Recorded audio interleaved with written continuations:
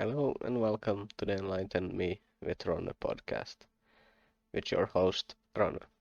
Before we start this conversation, let's jump to our esteemed panel of global leaders. First out is George Bush. How are you today? Vision of one man to launch a wholly unjustified and brutal invasion of Iraq. Okay, well that's weird, but let's hear from President Joe Biden. And now's the time when things are shifting. There's gonna be a new world order out there, and we've got to lead it. We've got to unite the rest of the free world in doing it. So, Oh, really? Well, how about Canada? Justin Trudeau. What are you planning? Building back better. Okay, how about the Australians? What is your plan? We will be looking at what contact tracing looks like in the New World Order. And yes, it will be pubs and clubs And esteemed Klaus Schwab at the World Economic Forum. In short, we need a great reset. World Government Summit. Your thoughts about the subject? At Dubai Expo 2020. And the title of this session, are we ready for a new world order? Okay, let's change subject. What is COVID-19, Mr. Gates, if you will? It's a disease mainly of the elderly, kind of like flu. And we have some sad news, I hear. Well, sadly, the virus itself, particularly the variant called Omicron, is a type of vaccine that. We do have some great news, doesn't we, Hillary? Yes, we came, we saw, he died. Did it have anything to do with your visit? No, I'm sure it did. I also hear that we have an unjust war in Ukraine. So who are we fighting for? Right now, it's a critical time because we know that we not only fight for Ukraine, we fight for this new world order. Fuck it. Well, there you have it, guys. These fucking elites. Let's bring in some people that fucking know some shit. So today, I'm going to introduce you to a couple.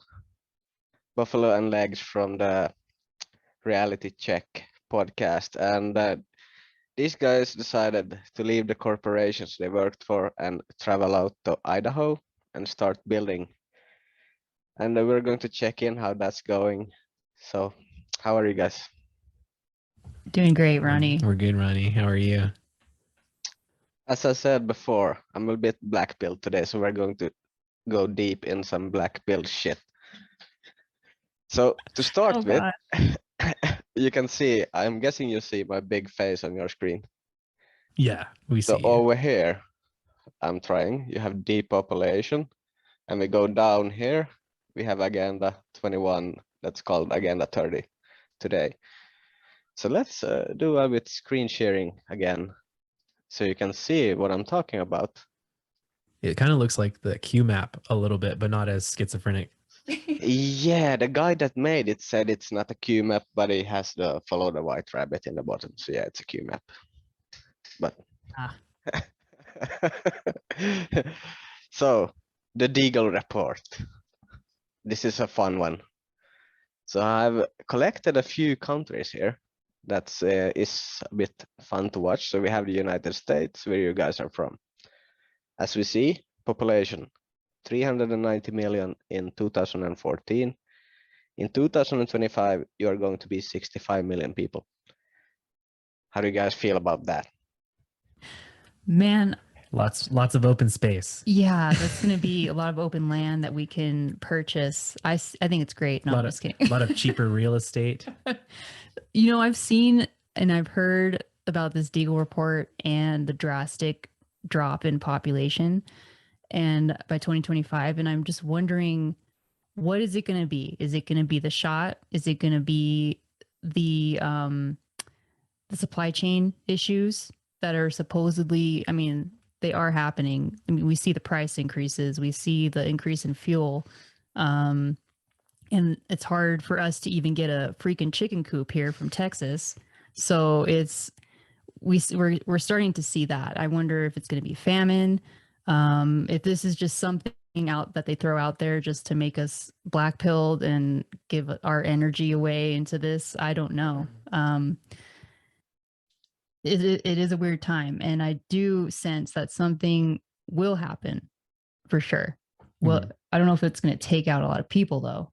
Well, I like to look at this. So I'm a half glass full kind of person rather than a half glass empty kind of person. So I like to look at this and think 65 million. All right. Well, there's probably like 1 million people trying this homesteading thing.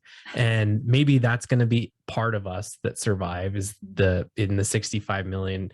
And I'm really hoping that the ones that don't survive are the people like the wonderful people in your intro, like Billy Bob Gates, who basically contribute nothing to society other than disease and famine, and think they're contributing good things to us. So I like to think that it's going to be 65 million because the elite are all going to be murdered and killed and die off. And the rest of us here are going to be super conscious, awake people who put up with nothing and raise their own food and can't be fucked with. Also, Ronnie, these stats, it's kind of hard to trust these numbers, you know? 319 million in 2014, was that just in California? Southern California? Because that place is heavily populated. You know what I mean? Yeah. I'm sure there's not 319 No, million. I think you're 350 million at this today. So Wow. I don't think they're far off. Oh my gosh. We're even higher than 319 million then. I just feel 350. I feel like Southern California is just so jam-packed with people. It's Yeah, well, there are like 40 million or something, I think. Yeah. Yeah. So But I yeah, guess that's a lot of people. Yeah, I guess my point is it's hard for me to trust these numbers too, and this data that they somehow collect. Yeah, are these the same people that come up with the COVID numbers? The ones that say that like every day 1,500 people have died of this or blah, blah, blah, blah. Because if it's the same people, then this is retarded and this doesn't make any sense. Yeah, let's hope so.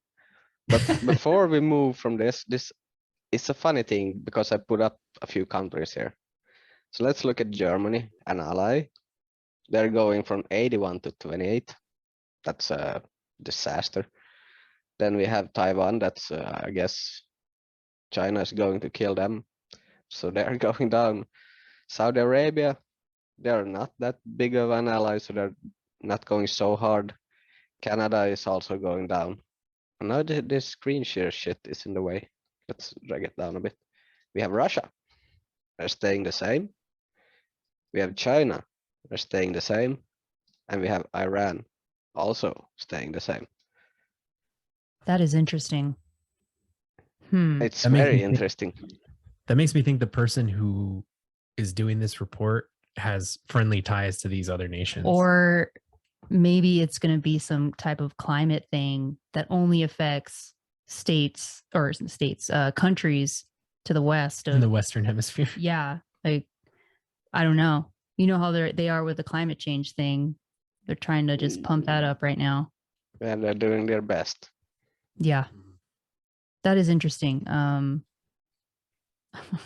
I've never looked at that. I've looked at the Deagel report before. I think one of the first times that you came on our show and we were talking about it, I actually looked it up, and I had to go to the archive website just like you did because they took it off their own website. And I remember looking at this and I'm like, where do these numbers even come from? Who's to say that there are 319 million people in the US? Like, there's places where in California, it seems like there's 319 million right there with you. And then there's places where we live where if you see 10 people a day, you're like, wow, that's a busy day. I've seen a lot of people today. Yeah, I guess they have some birth register somewhere. I'm guessing that's would be. How do you feel about all that? What about, did you pull up Finland in there? Yeah, we are staying the same for some reason. Oh. The only thing I can think of is that, yeah, the prime minister just went to the Bilderberg and she was like, save my ass. And I was like, yeah, well, they probably had a sausage party. She took every dick she can find in that fucking hotel. Oh, shit. And saved my ass.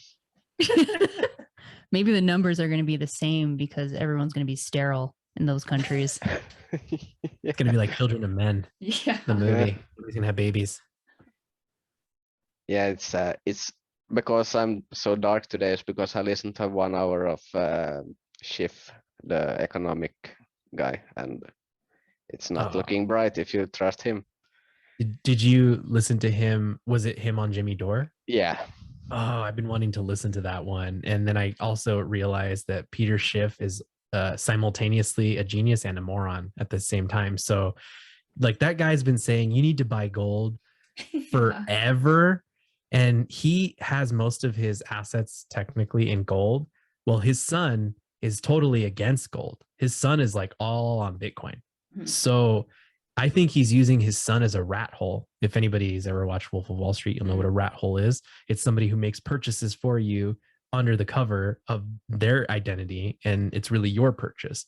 So I think his son has bought tons of Bitcoin in Peter Schiff's name because he knows, like, yeah, gold is good, but at the same time, if gold becomes the denomination of money, how are we going to actually use that? No one is configured to weigh gold. No one is configured to prove that the gold you have in your hand is actual gold. So it's never going to change. If anything, the dollar will just lose its value, and it'll end up being like Venezuela, where you'll end up needing like $1 million to buy one piece of bread, or you'll just use it as toilet paper because it's more efficient. Yeah, that's an issue with assets. Well, he talked about when Jimmy asked what he's buying. So he said he's buying basic stuff. Like he's looking into companies that make raw metals and raw material and stuff like that people always will need. And he said, don't buy electronics and NFT. Oh, he put in NFTs there also, but I think it was sound advice. He was like, look at the companies that make the thing that a family needs, the top 10 things, and buy their assets. And I guess that's good advice. Yeah, that makes sense from an investment standpoint, but for the most part, where we live, Ronnie, it's very paycheck to paycheck, very hand to mouth. So like you make money, and most of the people here have several children. And so you make a ton of money and it goes right out the door to pay bills or to pay living expenses for things. So people like that don't have the ability to buy stocks or shares or anything like that would give you more money in the future. So I think, well, that's good advice. That's good advice for other rich people like him, but it's not good advice for everyday people like us. So what I would say is, don't worry about investing in that stuff. If you really want to set yourself up for the future, buy some chickens and get a piece of land, either leasing or buying a piece of land, and start to raise animals, because animals and food are the things that are going to be worth way more than gold, because gold will only be so much, but everyone eats. You can't eat gold. Yeah, and it's, even though everyone's living hand to mouth here, and the work they're doing is mostly farming, or they have some kind of business for themselves where they're helping the community. So in a way, it's, yeah, we're kind of in that position now. We're not making as much as we used to, that's for sure, but we are getting so much more in terms of who we're meeting in the community. We're able to help people in the community. And I think that's that whole law of abundance, I think that is much more important than worrying about what stock to invest in making money. If you can make money while at the same time helping your community and building that community and getting your homestead together and how you're going to feed yourself, I think you're good to go. I think. Yeah, and get out of the cities as much as possible. If you're in a major city with a population of anything more than 2,000, you're going to be in deep shit when this all hits the fan. So if you can get out to an area that like the population is a few hundred people, it's a lot easier, because you'll probably get to know everybody, and you'll be a part of the community there, and people will embrace you as long as you don't go there to change it and turn it into California. Yeah, good on you guys, because he said that before, but yeah, if you don't have money, buy stuff that you can use. So let's go to that. you guys are starting to raise chickens and you call them meat birds. What's the difference? First of all, what's a chicken and what's a meat bird? So there are regular chickens are like egg layers. So they lay eggs, and we're not anywhere near that stage right now with the ones we have.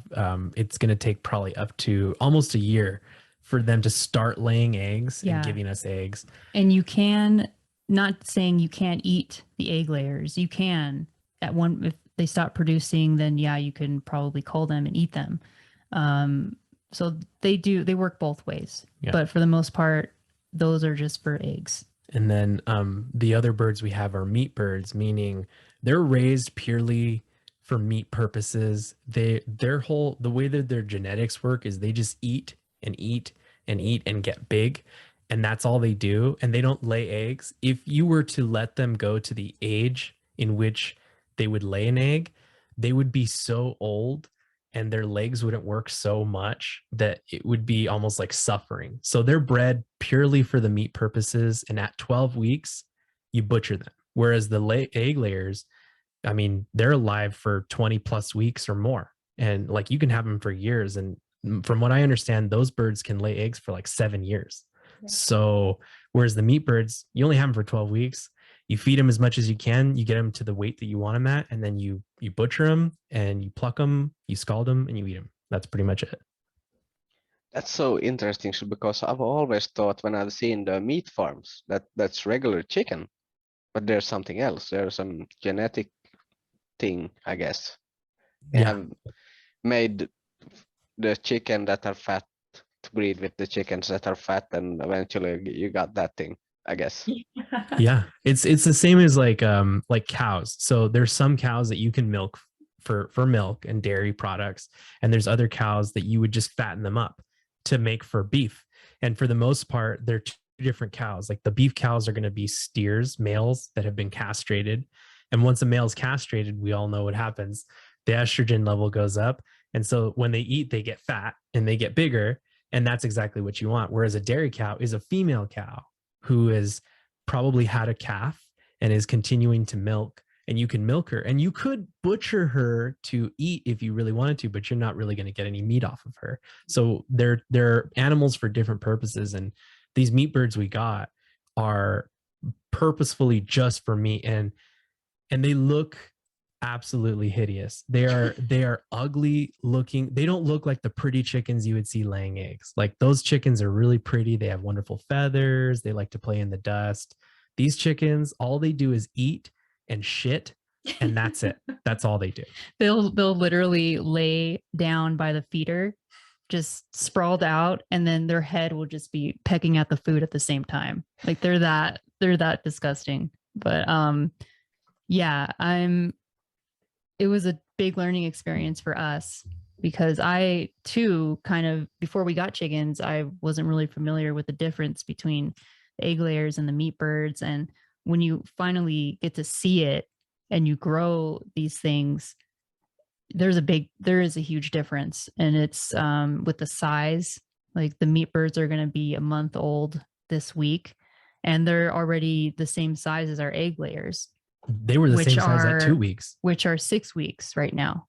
So they're huge. They must weigh at least 2-3 pounds right now, each of them. Yeah, at least one of them I held the other day when I was moving them, and I think he weighed like 3 or 4 pounds already. Jeez. And so they're at market weight, they're going to get to like between 6 and 10 pounds. And somewhere in there, once they hit that weight, we take them out back and we butcher them and we do the whole thing and freeze them. And they're going to be really good chickens because we feed them very well. And so you're going to get a lot of nutrition from them.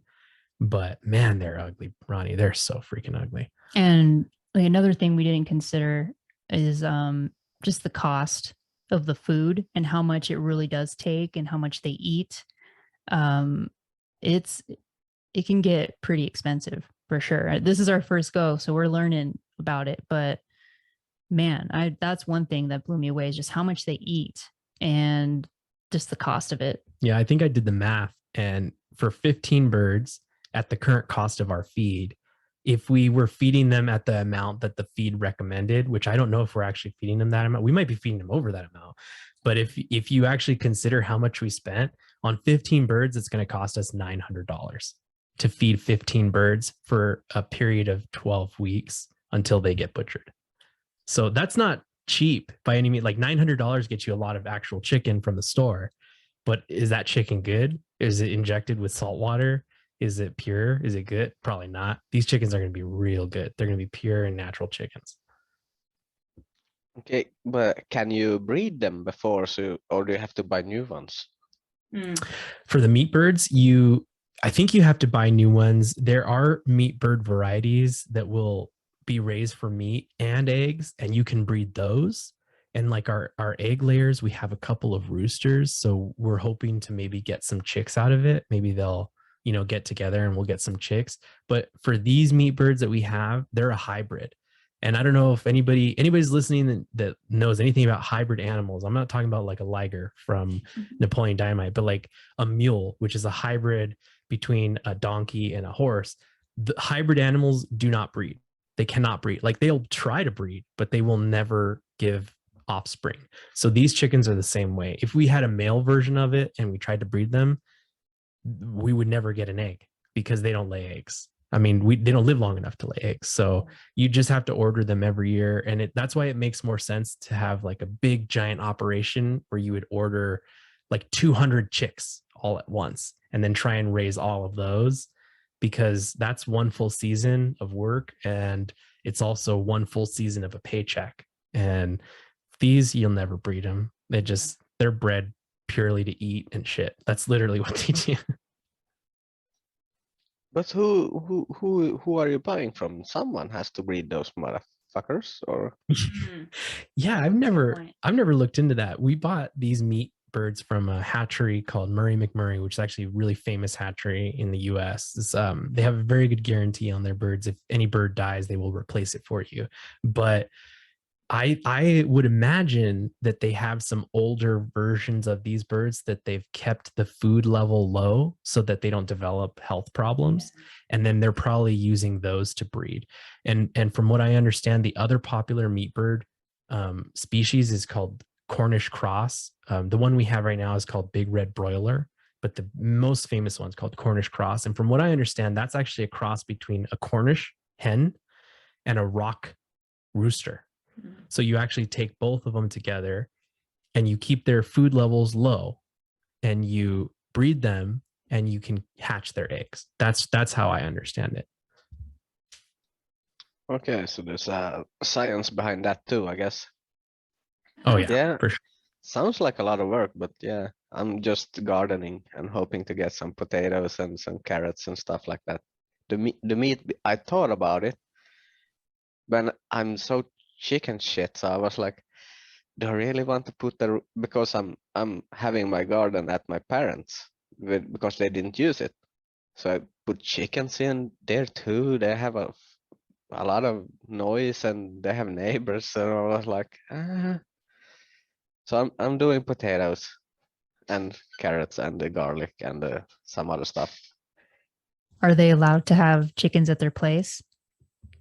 Is there some HOA or some kind of? I have no idea. I wouldn't ask anybody else than the neighbors and the parents, of course. The Right. government, I don't give a shit what they think about anything in my life. Exactly. Yeah, I guess you'd have to ask the neighbors if they don't mind. And you can always just say, hey, when they start producing eggs, we can give you some, for your troubles, for the noise. Yeah, that's what we're doing with my aunt lives next door to us and she thinks the chickens are really cute. So I'm glad she likes them. She tries to feed them every once in a while, like bugs and stuff that she finds in the garden. But like we told her, like, if the chickens bug you, don't worry, we're going to give you eggs. And she's like, oh, I'm so happy you're going to give us eggs. Cause I guess they've been hard to find. Eggs have been hard to find and the prices have been going up. So, and she bakes a lot and she uses a lot of eggs. So I figured it's a good balance. Like if the chickens end up going over to her part of the yard, that's fine. It won't bug her because she's getting eggs out of it. So it's just a term of like striking balance with the people around you. And for the most part, all our neighbors have chickens. Mm-hmm. So there's chickens literally wandering around the street right now.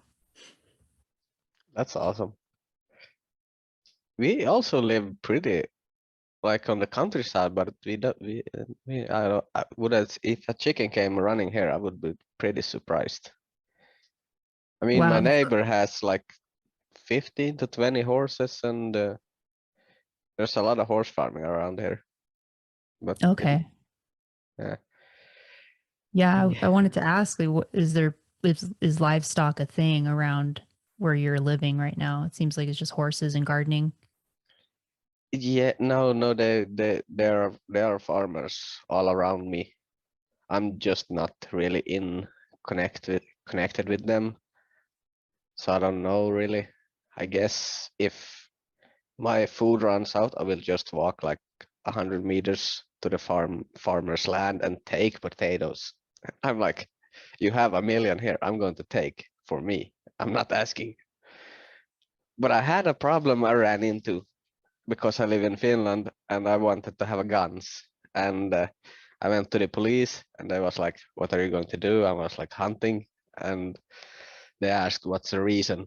So I told them about how I see the world a bit. And they was like, yeah, you're not going to get a gun. So that was a little downer.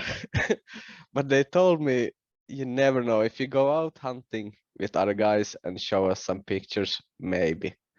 But they didn't buy, I need a gun for food. That was not a good reason in Finland. So that sucks. Man, I still think that is so crazy when you've told us that in the past, how you have to go into a police station and talk to officials and they kind of gauge you and think, okay, you can have a gun or not. A grown ass person telling you what you can and can't do, you know? It's just like school growing up. Yeah, it speaks to the fact that one of my personal beliefs is government is a complete scam. It shouldn't exist. There should be zero government all over the world, because it will convince you that it needs to be there to protect you from yourself.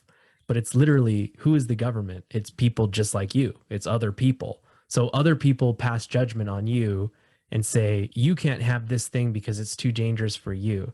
So that means that this certain class of individual that works for the government has more rights than you have, meaning their rights are superior to your rights. And I'm of the school that you either have all of the rights or you have none of the rights. So if you have all of the rights, no one can tell you what you can and can't buy, and no one can tell you what you can and can't do.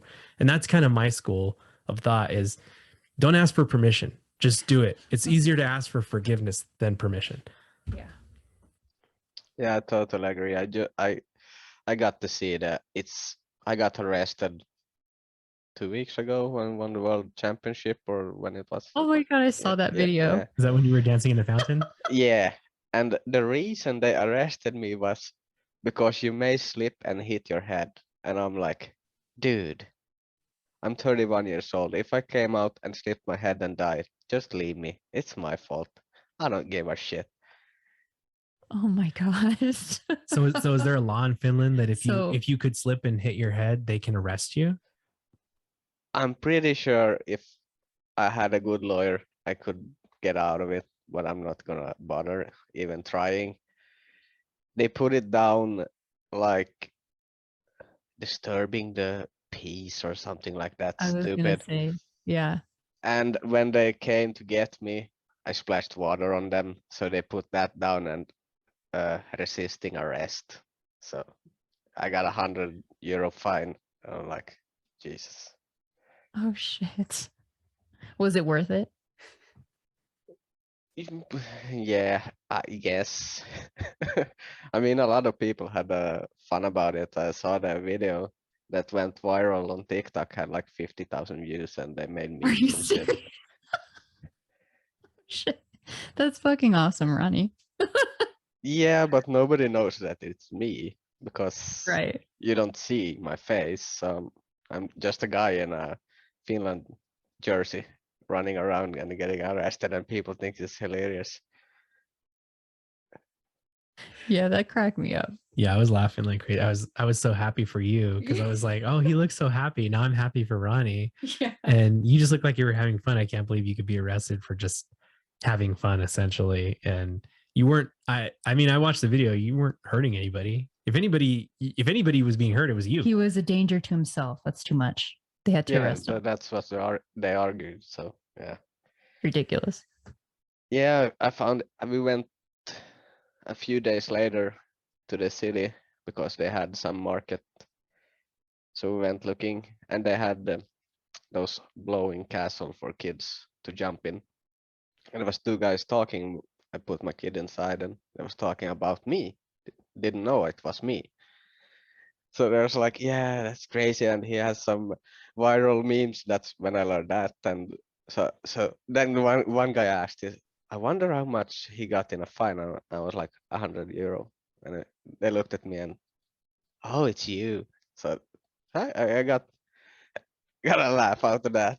So Dang, you got to capitalize on that meme magic and be like, that was me, and just post it out there that it was me. I want to see these memes. I only saw the video. I had no idea it blew up like it did. yeah, it's a TikTok. I don't have TikTok, so Yeah, I was like, maybe because at the point when this went viral, I knew I was going to do this podcast. So I was like, I could maybe get like 10 viewers from these motherfucking people, but then I was like, fuck it, TikTok. I'm not gonna do it. Yeah, I don't. That's one thing I haven't given into. It just, I don't know. It just seems weird. There's too much social media around. Yeah. And then like, if you're like us, you know, we all host podcasts. You have to put some kind of social media presence out there, and it gets so tiring to just to post that you've posted something.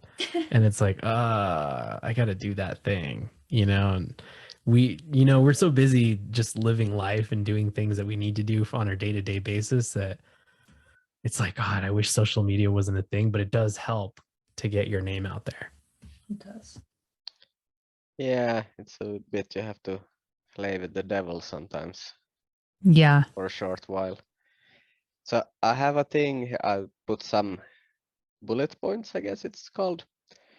So next thing I wanna hear about is fermentation, and the first question I have about it, do you plan to have that fermented for a year, or how does that work? Because I listened to you guys with Chad and what's his wife's name? Lanny. Oh, Lenny. Yeah. And you told you have already tasted some of the things you have tried. So then I was like, oh, do you eat it like after a week, or how does that work? Yeah, I guess it depends on what you're fermenting. Tomatoes, the more sugary type veggies, you're going to want to ferment for less time. I made this mix yesterday with onion, carrot, radish, and jalapeno and habanero. That's going to take 20 days. So those things are not as sugary as tomatoes, for example. It's honestly, you'll want to taste it every day or every other day to kind of gauge what you like. So there's set dates or set time frames for these things that you can follow, but ultimately it's up to you and what you want and what you like. And if you let it go for too long, then yeah, it might turn into alcohol, right? Yeah. But it just depends on the vegetable. Like the tomatoes, when I first did it, I just did tomatoes and garlic and mustard seed, and I let it sit for way too long, and I put way too much mustard seed, and it just ruined it. Tomatoes are supposed to go 6 to 10 days, and I let it go for probably like 15 or 20. So it was too much. It just tasted terrible. But when you do it right, now I do it for my last batch. I just did it for 6 days, and the tomatoes, they're still got a little bit of crunch to them, and they get this almost like champagne bubbly consistency when you bite into them. They're really good. It's amazing how it's just water and salt. So for example, just say if you want to do 3 cups of water, for each one of those cups, you're going to want to do 1.5 teaspoons of salt. So that's like a basic brine that you can do. And pick the veggie of your choice, pick whatever pickling spice you want to use, throw it in there and you're good to go. Just let it sit out for however long you want, taste it. And yeah, it provides health benefits too, from what we've learned. Yeah. The salt mixture actually creates an environment where lactobacillus is present and it can feed on the sugars. And so that's what fermentation is basically the bacteria is feeding on the sugars. The natural bacteria on the veggie that you're using in the fruit. And the other thing too is like after you're done, when you want the fermentation to stop, like let's say, okay, I tasted it, this is good, I want it just here. You can rebottle it into another bottle if you want, or keep it in that bottle. Just make sure that the food is submerged in the liquid and put that in the fridge. And putting it in the fridge stops the fermentation process. The cold stops the fermentation process. So it kind of freezes it where it's at. So if you have a large batch of something, you can eat that for however long it lasts. So if you keep it in the fridge, that's why when Lanny taught us, she actually had some stuff that she had in the fridge for like a year, over a year actually, and some salsa, and she'd like ate it right in front of us. And she's like, see, I'm not dead. And so it's a way to preserve your food and keep its flavor without having to really worry too much about the refrigeration process. Because for the most part, when you ferment it, it's going to be sitting out on the counter or like in a dark closet somewhere. When it's ready, then you put it in the fridge, freeze it where it's at, and then you can eat it for as long as it lasts, which is usually a year. And the key is you want some kind of weight to push down on the vegetable or the fruit that you're trying to ferment, because you don't want that stuff sitting at the top. That's how the mold will form. As long as it's under the liquid, you're good to go, and you won't have to worry. People worry about botulism. And Lanny, shout out to Lanny, Greener Postures. What was it? The FDA only reported like one case of botulism through fermentation. And that was because they fermented beaver tail. Yeah. They fermented beaver tail. Like, who does that? What the fuck? It was some like guy who lived in a shack in Alaska somewhere. That's okay. Yeah. So let's not do that. Well, No. whoever is going to try that. Yeah, okay, so that makes more sense. You make it and you can eat it, but if you want to preserve it, you put it in a freezer and just bring it out whenever you want. Exactly. Yeah, because I listened to the exact podcast you're talking about at the moment at my workplace. So I don't have that work anymore, but yeah. So yeah, I was so confusing because she was talking about some stuff that she had been having for a long time, and you talked about some guy that doing a stew all around the year or something. He just refills it. Is that a thing? I think someone was saying that some of their grandparents or maybe some village guy that he's making a stew. So he's making something and just continues to refill it. He never empty the stew. He's making a stew for a whole year. Oh, I'm trying to remember that conversation. I know you can reuse the brine to jumpstart another ferment, and you can also use the brine in making soups or salad dressings. I'm sorry, I can't remember that conversation, but I'm pretty sure you guys were there, but you may not have been. I listened to a hell of a lot of podcasts. So. No, it's interesting how I think Lanny also brought up, whether it was that episode or just in conversation we've had with her, that a lot of tribal communities ferment their food, and they are way more healthy than Americans or any other first world country, I guess, the way they live, because the fermenting food products actually will amplify the nutrients sometimes, and you get tons of vitamin C, tons of vitamin B, and I'm sure there's other and probiotics. There you go, probiotics, and it's all natural because you're feeding the natural bacteria that's on the vegetable, that's on the fruit. And yeah, lately I've been trying to eat a little bit of ferments every day just to get that boost of vitamin C and B and all the other nutrients that are in it. It's and I feel pretty good. I think it tastes great. And we're actually going to be getting into fermenting, not fruit. What was it? The beverages. Kvass. Fermented beverages, which is instead of salt, we use sugar and water and strawberries, raspberries, peaches. Throw that into some water and sugar and let it sit for a few days, like 4 or 5 days. Mm-hmm. And you have this delicious drink that is full of nutrients. As opposed to having a soda, like a Pepsi in the fridge, you can have some of this and get some nutrients because you can put in regular just white sugar and the bacteria will break that down. So the sugar content is less, but it still tastes really good and you get all the nutritional benefits from it too. Yeah. And it turns slightly alcoholic, but not to the level that could even be read by like a machine or anything. It's what you're basically doing is you're creating a soda, a semi-alcoholic soda, or like I'm sure you've heard of kombucha. It's the same process. You feed this bacteria sugar and it'll break it down and pre-digest it for you. When you bottle it again, you can double ferment it to get a little bit more fizz out of it. But it's going to be the most natural soda that you would have because it's made with the fruit and the sugar. And there's no corn syrup or fructose or what's the other one? Sucralose for diet sodas that causes brain damage. So yeah. And diabetes.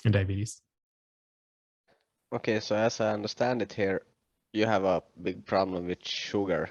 So when you say you're putting sugar in, you're putting some regular sugar, and what's the difference between the one in the Coke and one you put in there, and how does that work to get, like you're saying, you get more nutrients and healthier drink? Well, the sugar that we have, at least here in the US, the sugar that we have in sodas, non-diet sodas, regular sodas like Coca-Cola or Pepsi, is corn syrup. It's not actually sugar. So it's made out of corn. It's not made out of sugar cane. But the sugar that we would use in this beverage, which she taught us how to make what's called kvass, ginger beer, which most people know what ginger beer is. And what you would use is you would use a regular granulated white sugar, like for baking.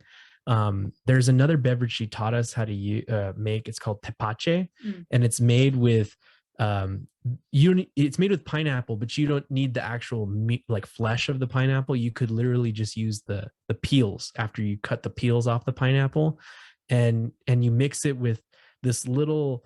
It's basically brown sugar condensed into a cone. It's called piloncillo. It's made. They make it in Mexico and they ship it here to the US a lot. It's made a lot in sweet Mexican cooking, and you would use that sugar. And that's like natural raw sugar from sugar cane. Whereas if you were to use corn syrup or like fructose, there's no guarantee that the bacteria can break that down. And in fact, when you drink corn syrup, your body's not breaking it down either. So you're excreting basically everything that you take in. Whereas if you were to make this out of natural sugars, your body can digest it. And it's not going to excrete it. And you're not going to get the same kind of issues that you would get with corn syrup, which, like, for those of you who drink sodas, I'm sure you're familiar with like the mind fog that you get from drinking too much soda, or like Monster or things like that. You get like a brain fog, or you can get like a crash in the middle of the day. With this, you don't get that. It's a steady sugar that your body knows how to digest, and it takes basically all the benefits out of it and excretes all the bad parts. And there is some sugar in the Pepsi and the Coke, but it's mostly the corn syrup it's in everything here in the States. I don't know how it is in Finland, but soy and corn syrup, everything. I shouldn't say, if you're smart and you read labels, the packaged shit, the stuff that's bad for you, definitely has corn syrup or some kind of soy or some type of fructose knockoff type sugar. And soy is bad because if you're a guy, it turns you into a pussy. Yeah, the soy boys. You don't want to be that. Yeah, I don't actually know. I don't read labels. I have friends that do. I should ask them what it says.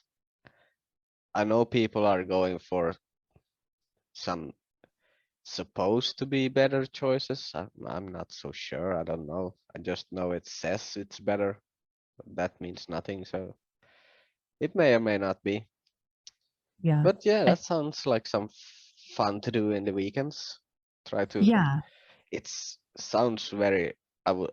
The problem is when you put like pickles and mustard, then I'm like, it's. I can't eat that shit. I don't know what I could do the water and salt. That's one thing I could do. But Gosh. It's funny. So you don't like pickles, and that is it the vinegar taste that you don't like? yeah, it's so bad. I I never eat pickles. It's a disaster. If you put it, if you put one slice of pickle on anything, even if you lift it away, it's still there. It's destroyed. You can't eat it. It's it's a nuclear bomb you have just put on your food.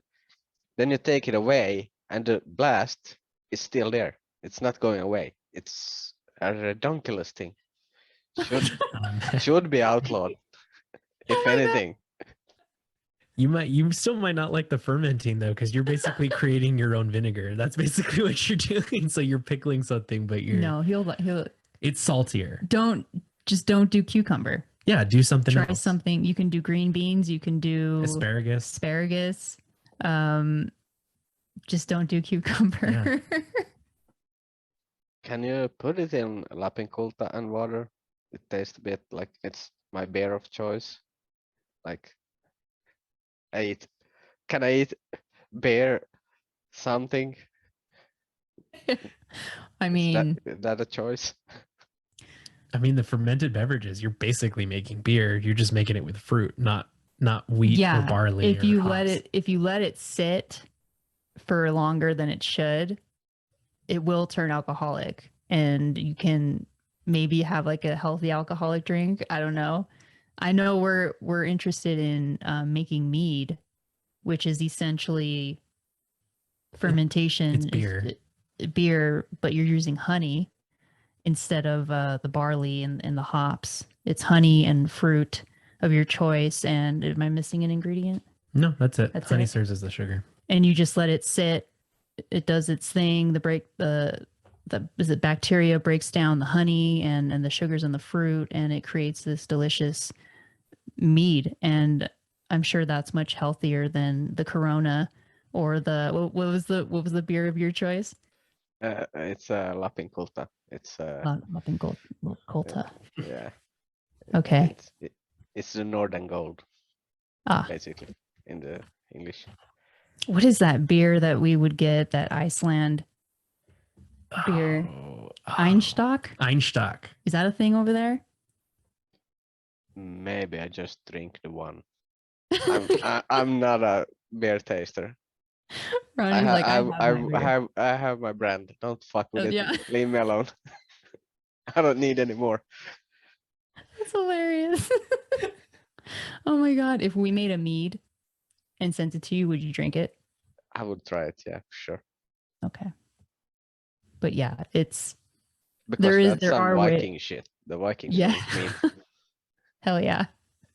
It's I guess a much healthier alcoholic beverage if you wanted to think about it that way. Yeah, sounds good to me. That I can get into. I can sit here and drink all day and they're like, you're going to die. No, this is healthy stuff. Tasty. Exactly. I've lived to 150 and they're like, how the fuck is this guy still alive? But I guess the queen is alive and she drinks like a bottle of wine every day, so we are fine. Shit. Yeah, but her wine is made out of children's blood, so it's different. Yeah, I hear that's a good thing if you want to live to 100 children's blood. Do you think Let's she's still ferment alive? some Ronny? of that. I think I saw her, didn't I? I saw something on Twitter. Like, yeah, she went and had a ball that she light the tree of life and whatever Oh, she did. shit. Some occult stuff. think I saw that clip. Yeah, I thought she was dead because they had the hologram going by. I was like, yeah, fuck, she's dead. And then next day she comes out, tree of life. I'm gonna bring life to the earth. And we're like, yeah, sounds like a plan. That's weird. These fucking assholes and their rituals right in front of us. And we're just supposed to sit here and be like, oh, yeah, that's normal. I mean, some of us do. But for me, I look at that shit and I'm like, how can people believe this? And think, oh my gosh, these people, like, look up to these people. Like they actually do something. They don't. Yeah, and it was like some AI thing. So she was like a DNA strain to the tree of life. So like, yeah, bring the AI to the life. And I was like, yeah, I know what you're trying to bring forth here, but the people are, well, they're people. Yeah. I heard one of the I don't know if he's the little prince or one of the freaking kids from Diana's sons. I guess he was having a little tantrum or something at this event and someone recorded it. My family posted it on a family text and they were all like, oh, look at this little prince, and I'm just like, fuck that kid. They should have thrown him off the fucking balcony. Little shit. Fuck him and his mom. Yeah. And his grandma. That whole family should just fucking fuck off somewhere. Seriously. Yeah, I don't know how the monarchs, like, how do you live with, I'm paying a random family and I'm supposed to be proud of paying those guys living their fucking life in gold statues in a fucking palace, and I'm proud of them, and it's so weird. It is. That's like being, I mean, I look at people in Britain who are proud of the queen and the family as I would look at like a husband who's like, yeah, my wife has fucked so many dudes. I'm so proud of her. That's great. That's how I look at those people. I'm like, you're cucked and you have no idea. That's a great comparison. Yeah. So yeah, let's go with something else that just shift topic. That's from the cockball. Yeah, whatever. But that was too funny. Well, I saw a video just before we started that legs put up. You had planes coming by. So I hear you're going to tower busting. What the fuck is that, and does it work? Well, I'm allegedly busting towers. Yeah, it does work until you actually do it and see it. It's a trip. So there's a gentleman, I don't know if you're familiar with him, Mitch, the orgone donor. We've had him on the show a few times, and he'd be a good guest for you because he could talk about this topic until the cows come home. Like he's the expert. He's the one who taught us about it. It's basically building these devices that harness orgone energy, which is just the natural ether energy, that's Earth's energy that's around us. And by installing these devices at certain places, such as cell phone towers, water towers, interestingly enough, the cell phone towers around us, I've noticed, and Mitch has noticed, and other people that are doing this, they're near water. So there's some kind of connection between the water and the cell towers, frequency-wise. I don't know what that is. But anyways, when you put these devices near a cell tower or a radio tower, water tower, it disrupts whatever EMFs, negative energy is happening, because the device will, I don't want to say invert it, but it will get rid of that bad energy that's coming out and replace it with the natural orgone energy.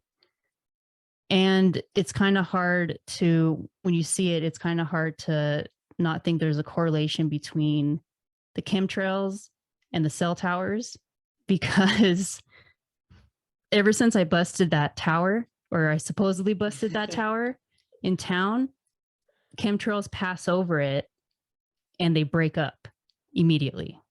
Like there'll be a trail coming over and then this giant gap where it goes over the tower. So there has to be some kind of, I can't deny there's a connection between the chemtrails and the fucking cell towers. Yeah. I don't know. Well, I threw the theory out to Mitch. And I think I threw it out to Matt Lamon when we talked to him as well. And the reason why I think there's a connection between the cell phone towers or radio towers and the chemtrails that are in the sky is because we live in a valley surrounded by mountains and we have a lake. And I noticed that when planes fly over, there is no trail until it crosses the threshold of one of the mountains and it's over the valley. Then the trail starts and it keeps going all across the valley. And then it ends at the other side of the valley where the other mountain range is. And so I was talking to Mitch about it and I said, I think what's going on is because it's not like the pilots who are flying actually know what's coming out of their engines. I think that there's some sort of radio signal or some sort of EMF signal from the towers to the plane. And it basically, if they want a trail to pass over a certain area, it will emit the signal to the plane. It kicks on the chemtrail device. It activates, it spews chemtrails. And then as soon as it's out of range of that tower, the chemtrails stop. So when you allegedly busted the towers, what the towers emit is not just EMF. Mitch and Wilhelm Reich, he works on what Wilhelm Reich has worked on. What he calls it is deadly orgone radiation, DOR. And that's what these towers are doing. So the chemtrails and the towers are working in conjunction to not only geoengineer our weather, but to kind of change the frequencies around us. And you'll notice that when towers are busted, there tends to be more positive interactions with people as well. It's almost like something gets unplugged and then like positive, good energy can flow through and the weather can't be controlled above it. Yeah. Every time that I've put an earth pipe into the ground or a tower buster, I don't have, maybe we'll bring out some of the earth pipes and tower busters, but every time we've done one of these things, there's always been like, this is a tower buster. This is an earth pipe. These you can put by a cell phone tower. Same with the earth pipes. You just put them into the ground. And we've noticed an instant change in the weather, whether it be the clouds just break or a wind comes in. It's almost like something just gets cleared in that area. I know it sounds crazy, but until you do it, you see that, yeah, you're breaking some kind of hole in this frequency fence that they've built around us with these towers and the fucking Wi-Fi, everything that they've just bombarded us with EMFs. And there's also been, it's interesting, people put these things in their garden and their fruits and veggies just fucking grow like crazy. So the apple trees that we have, we put one before winter started, we put one in between them. Winter came, it's gone. Those trees are blooming like crazy right now. And I feel like we're going to have a shit ton of apples. Yeah. It's miraculous, the electrical component to growing plants and how this device or that device, it doesn't seem like much. This, to most people, this just seems like a pipe filled with plastic or resin and metal shavings, but it really does convert whatever negative frequency is around into a positive frequency, and it basically grounds it back into the earth to be reabsorbed. Yeah, let's first start with the non-conspiracy people that are going to listen to this. What they're talking about is the same thing that China did for 2 months before the Olympics. They made it sunshine for 2 months or rain, one of the ways. So the countries are doing it. So of course, if someone can figure out what the fuck is going on, you can do something about it. So that's the first thing. And then is it like a battery? Do you think, how long do they last? Do you have to renew them? Because if we are talking energy, I'm guessing it's draining them, or well, I think it actually, I think it's more of something passing through it and converting it. like the deadly orgone energy passes through it and it comes out positive natural orgone energy, for example. I forgot the components of this, if there's a crystal in There's here, a right? crystal. So in there and in the pipe that we just showed you, there's a crystal called selenite, which I have one right here. Selenite is a crystal that's basically made out of salt. It's like salt. And so if you were to dip this in a bowl of water, it would dissolve, but it's a crystal. And this crystal allegedly, it's like a crystal that you never have to charge. So most other crystals, if people who are into crystals or things like that, they put them out in the moonlight or the sunlight to charge. This is a crystal that you would put other crystals on or near to charge them, because this one keeps its charge forever. So there's one of these in each of the tower busters. There's one of these in each of the earth pipes. And that's the thing that would allegedly recharge it in order to keep providing that conversion from negative energy to positive energy. I thought this was all BS. I really did. And Mitch did too. When he started, he went to disprove this. He decided this is stupid, but I'm going to try it out and see how dumb it is so I can tell other people how stupid it is. And it's been like, what, 8 years or something, and he's done this in Illinois, in Arizona, all throughout the Southwest, all throughout he's come up to the Pacific Northwest. Yeah, he's literally proven that it works, because rain has come back to Arizona and flooded places that rain was gone for the longest time. And Wilhelm Reich is someone you'll want to look into, because he's the guy that started this work. And he built this box that people could step into, and it cured cancer. Any illnesses that people had, it cured it.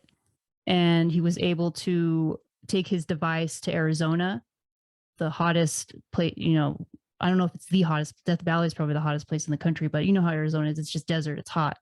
He took his device there and he was able to make it rain in that spot by using his orgone device. And lo and behold, the government got wind of it, captured him, destroyed all his freaking research. There's a little bit left that you can, I think there's like the organization, Wilhelm Reich organization. He's written books about it, but yeah, his research got destroyed and he got just shit on, but it worked. And Mitch got a hold of his work and just started to do it himself in Arizona. And he's brought crazy monsoon rain back to Arizona. Animals that people haven't seen in years started to come back. The jaguar came back to Arizona. It's fucking nuts. Like, this is some real shit. You know if he sent them out of USA or no? I'm not sure if he's sent anything out of the US. He might have an associate in Europe who's already doing some of the work over there, because he has several associates across the US that are also shipping earth pipes to people. But we can ask him and talk to him and see, because it really is something you have to witness for yourself to believe that it actually works. Because I've heard people, I can break up chemtrails with my mind. And yes, you probably can if you work really hard and you have a good mental clarity. But I wouldn't say it's a shortcut, because it takes a lot of work to put into these devices, but it's a quick way to be able to prove to others that this thing is working.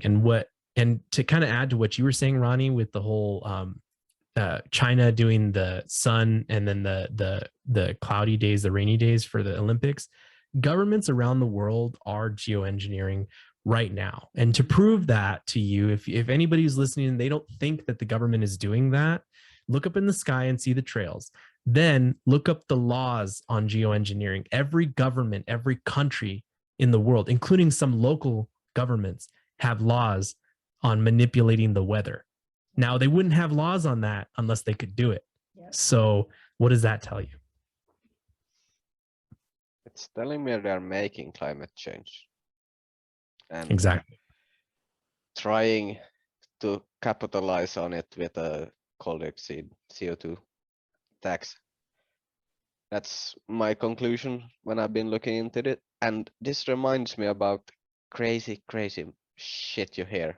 Because I listened to the latest unit on the Unwanted, and I was like, this Celeste Solom, it was a girl that she was talking about, they radio beamed her that she got COVID from that when she was home sitting, and she was looking at her chest and see like there was like painting her chest with some radio beams, and she got What? sick, and I was like, this is too crazy for me even. And then I listened to this shit, and you say this is working, and I'm like, I think the world is so fucking crazy, and it gets even crazier and crazier and crazier. And that girl, you have to listen to the unit of the Unwanted, because I was sitting there listening to it. I was like, it can't be. But if this is a thing, maybe that's a thing. And then you read about, is it the border between India and China or something where they fight with the sticks? Oh yeah, yeah. And there they had some similar shit. The Indians got radio waved and fell to the ground and start puking and guts everywhere. So like, okay, yeah, maybe they're doing it. I don't know. Holy shit. So it's like a frequency weapon It's that called, she got it's attacked? like called Havana syndrome, and it started because in Cuba the Cubans used a microwave weapon against our officials there, and China also uses it against the Indian officials on the border, and it's a microwave weapon. So they're shooting frequencies at you, and the microwave basically is cooking you from the inside out. Shit. Yeah, and now when you're saying that, it reminds me they brought them out in Australia under COVID lockdowns. The police had them. That's right. And I think Canada had them for a while too, maybe in the last week of the convoy. Yeah. Wow. They're called LRADs. Yeah. This every day I get more and more convinced that we're just in a video game or something, you know. Just shit is crazy. It's the way you can manipulate this realm it's crazy. I don't know what other word to use. Yeah, for sure. And also the empathy of the people doing it. If you were a real person and not a lizard idiot, you wouldn't do it. You wouldn't go out on the street and see your neighbor and radio wave that motherfucker until it cooks and dies. That's something you do in GTA for fun. When you're out of missions, you go start shooting hookers and then load up hour later when you have 6 like wanted and you're going to die, so just load the game again and go again. You don't do that in reality, but people do it. That's so fucking weird. Yeah, the people that run everything do it. Yeah. Yeah, well, let's see. We are up on an hour. I have realized this podcasting is harder than I even thought. I thought about I can't speak for like 10 hours, but when you start talking, you're like, I'm not sure it's that easy. It's a learning curve.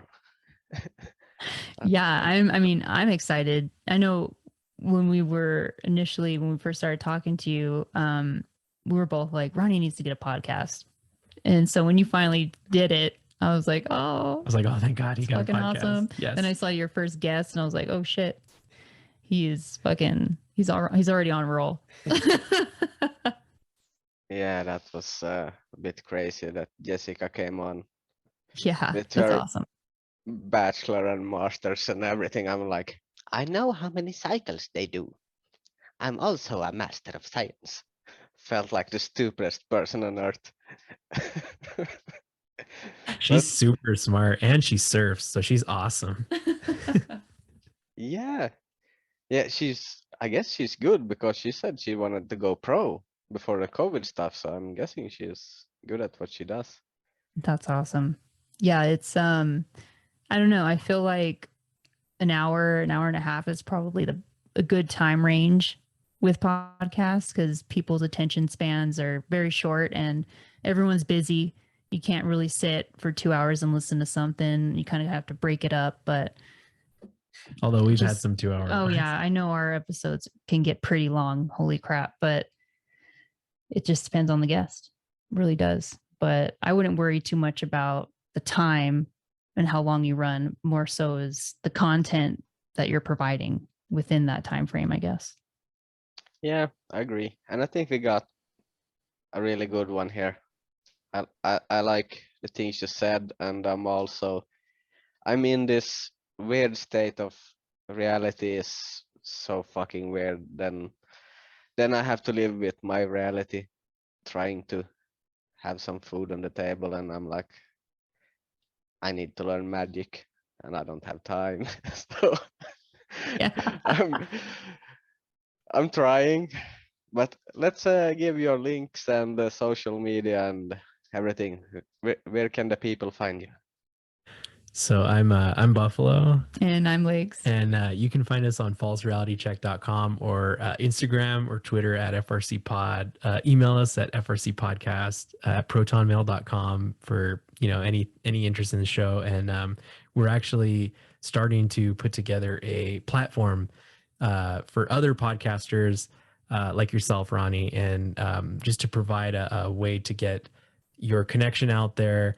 And we're going to be the first ones on there. We're going to be the guinea pigs. We're going to test it out and try and get it working in good order. And then hopefully we'll bring other people on there, and we can all kind of be a community that supports each other, and we help each other out with like music and editing and all kinds of things like that. So I'm looking forward to that. And I don't want to put the website for that out there yet because it's not done yet, but it'll be pretty nice. Oh shit, that sounds awesome. I would need some professional help. I was listening to my intro and I know yours, and I was like, should I even play it?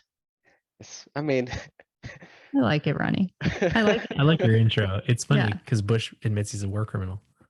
Yeah, he does. Yeah, I took the model from Charlie's.